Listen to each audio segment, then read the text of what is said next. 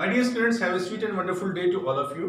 जी हाँ प्यारे बच्चों, आप सब ठीक ठाक होंगे ऐसी उम्मीद करता हूँ। चलिए आज आप पढ़ने वाले हैं 12th इकोनॉमिक्स में से। जी हाँ, वो टॉपिक जिसका मैंने ऑलरेडी आपको लाइव क्लास दिया हुआ है। जी हाँ, टॉपिक का नेम है 12th इकोनॉमिक्स में से। जी हाँ, एग्रीगेट डिमांड। एग्रीगेट डिमांड प्यारे बच्चों, आप जानते हैं एग्रीगेट डिमांड के बारे में अगर स्टडी करना चाहते हैं तो एग्रीगेट डिमांड असल में क्या होती है? टोटल डिमांड और wholesome demand of a nation. Wholesome demand of a nation, एक राष्ट्र के सभी रेजिडेंट्स के डिमांड, यानी एक राष्ट्र की डिमांड को हम एग्रीगेट डिमांड कहते हैं। एग्रीगेट डिमांड के आज हम करने वाले हैं कंपोनेंट्स। ठीक है, आज हम पढ़ेंगे कंपोनेंट ऑफ एग्रीगेट डिमांड। बेटा, एग्रीगेट डिमांड के कंपोनेंट की स्टडी करने से पहले आपको क्लोज इकोनॉमी के बारे में जानना है एंड ओपन इकोनॉमी के बारे में जानना है। क्लोज्ड इकोनॉमी क्या है बेटा? क्लोज्ड इकोनॉमी एक ऐसी इकोनॉमी होती है बेटा जहां पर कोई भी जो कंट्री है, जो नेशन है, जो इकोनॉमी है, वो अपने एग्जिस्टिंग रिसोर्सेज के ऊपर डिपेंड करती है, उसी से गुड्स और सर्विसेज का मैन्युफैक्चरिंग करती है और उसी को वो फैसिलिटेट करके अपने पीपल्स को देती है। ऐसी इकोनॉमी का रेस्ट ऑफ वर्ल्ड के साथ कोई कनेक्शन नहीं होता। ये इंटरडिपेंडेंट होती है, ये मतलब सेल्फ डिपेंडेंट होती है इकोनॉमी। पर ऐसी इकोनॉमी जो है वो रेस्ट ऑफ वर्ल्ड के साथ एक्सपोर्ट इंपोर्ट की एक्टिविटी में इन्वॉल्व नहीं होती है। तो क्लोज्ड इकोनॉमी के अंदर कौन कौन से कंपोनेंट हैं एग्रीगेट डिमांड के? एग्रीगेट डिमांड के यहाँ जो कंपोनेंट बनेंगे वो C प्लस I बनेंगे बेटा। दो कंपोनेंट बनेंगे C plus I। C stands for consumption of private people. जी हाँ, कंजप्शन ऑफ प्राइवेट पीपल, या फिर हम कह सकते हैं कंजप्शन ऑफ हाउस होल्ड। जी बेटा, दूसरा इसमें जो कंपोनेंट आएगा वो आएगा इन्वेस्टमेंट ऑफ प्राइवेट पीपल। बिल्कुल बेटा, जो प्राइवेट पीपल हाउस होल्ड अपने फैक्ट्रीज लगाते हैं वो investment of private people. Closed economy में जी हाँ, एग्रीगेट डिमांड के दो ही कंपोनेंट काम करते हैं, C consumption of private people and I investment of private people. अब जानते हैं ओपन इकोनॉमी क्या है बच्चों। ओपन इकोनॉमी एक ऐसी इकोनॉमी होती है बेटा जिसमें जी हाँ, एक ऐसी इकोनॉमी जिसका रेस्ट ऑफ वर्ल्ड के साथ कनेक्शन होता है। जी हाँ, ये रेस्ट ऑफ वर्ल्ड से कुछ जरूरत की चीजों को इंपोर्ट कर सकती है, मंगाया जा सकता है। कुछ सरप्लस चीजें जो हमारे पास है उनको बाहर भेजा जा सकता है, अर्थात एक्सपोर्ट किया जा सकता है। एक ऐसी इकोनॉमी जो इंटरनल रिसोर्सेज का यूज तो कर ही रही है, प्लस जो उसके पास सरप्लस प्रोडक्शन है उसको वो बाहर एक्सपोर्ट कर रही है। जी हाँ, बाहर भेज रही है। और जो उसको चीजों की जरूरत है, जिन चीजों की जरूरत है उन्हें वो बाहर से इंपोर्ट करके ला रही है। ऐसी इकोनॉमी जो है ओपन इकोनॉमी कहलाती है। ओपन इकोनॉमी में हमें एग्रीगेट डिमांड के और फैक्टर्स को पढ़ना होता है। ये है C plus I plus G plus X minus M। जी हाँ, C स्टैंड फॉर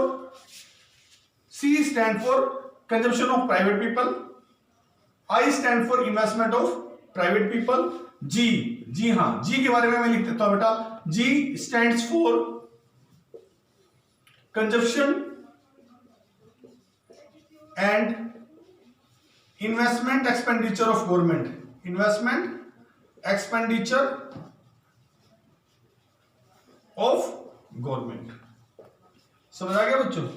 जी के अंदर गवर्नमेंट के कंजप्शन और गवर्नमेंट के इन्वेस्टमेंट के दोनों एक्सपेंडिचर शामिल हैं। अब आ गया आपके पास X माइनस M बच्चों, एक्सपोर्ट माइनस इंपोर्ट।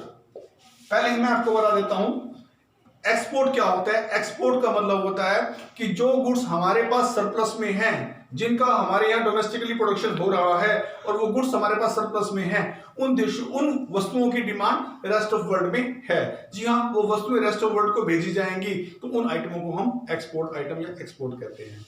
कि है जो आइटम हमारे पास प्रोडक्शन में सरप्लस हैं और हमारी कंजप्शन से ज्यादा हैं, उनको हम रेस्ट ऑफ वर्ल्ड में बेचकर फॉरेन करेंसी रिजर्व को प्राप्त कर लेते हैं। अब बारी आई इंपोर्ट की। इंपोर्ट की डेफिनेशन मैं इस तरह से कहूंगा कि जिन वस्तुओं को हमारे देश में प्रोड्यूस नहीं किया जा सकता, जो डोमेस्टिकली प्रोड्यूस नहीं है, जो रेस्ट ऑफ वर्ल्ड में प्रोड्यूस की जाती है, मैन्युफैक्चर की जाती है, लेकिन हमें रिक्वायर्ड है तो हम उन्हें विदेशों से इंपोर्ट कर सकते हैं। जी हाँ, इस तरह से एक्सपोर्ट और इंपोर्ट का जो डिफरेंस है इसे हम कहते हैं नेट एक्सपोर्ट। जी हाँ, the difference between the export and import is known as net import. अगर इसका नेगेटिव बैलेंस निकले तो उसे नेट इंपोर्ट का नाम दिया जाता है, वरना ये नेट एक्सपोर्ट कहलाता है। जी हाँ प्यारे बच्चों, अब हम पढ़ेंगे डिटेल में कंपोनेंट ऑफ एग्रीगेट डिमांड। अब हम डिटेल में जो है एग्रीगेट डिमांड के कंपोनेंट की स्टडी करने वाले हैं। जी हाँ, मैंने आपको बताया था ना कि ओपन इकोनॉमी में C plus I plus G plus X minus M ये 4 कंपोनेंट होते हैं। डिटेल स्टडी कैसे है? C बच्चों, C जो स्टैंड करता है, C stand for consumption of private people.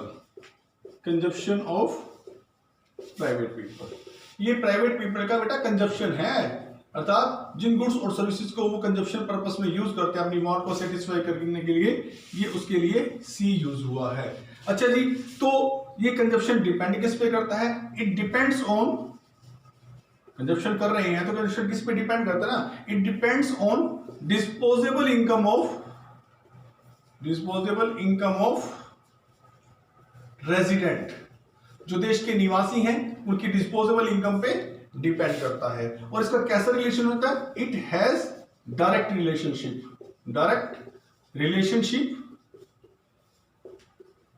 With consumption. It has direct relationship with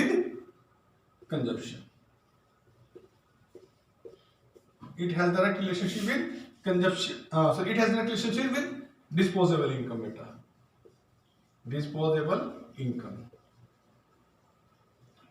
income को अगर हम Y से शो करें और कंजप्शन को हम शो करें C से, ठीक है बच्चों, तो ये कहेंगे जितनी डिस्पोजेबल इनकम रेजिडेंस की ज्यादा है, कंजप्शन उतना ही ज्यादा है। क्योंकि पॉजिटिव रिलेशन बताया मैंने, डायरेक्ट रिलेशन बताया, डिस्पोजेबल इनकम बढ़ेगी कंजप्शन बढ़ेगा, डिस्पोजेबल इनकम घट जाएगी कंजप्शन घट जाएगा। होगी डिटेल स्टडी बेटा किसकी? कंजप्शन की। एक बात और बता दूं, किसी भी इकोनॉमी में जो कंजप्शन है प्राइवेट पीपल का, कंजप्शन नेवर बी जीरो।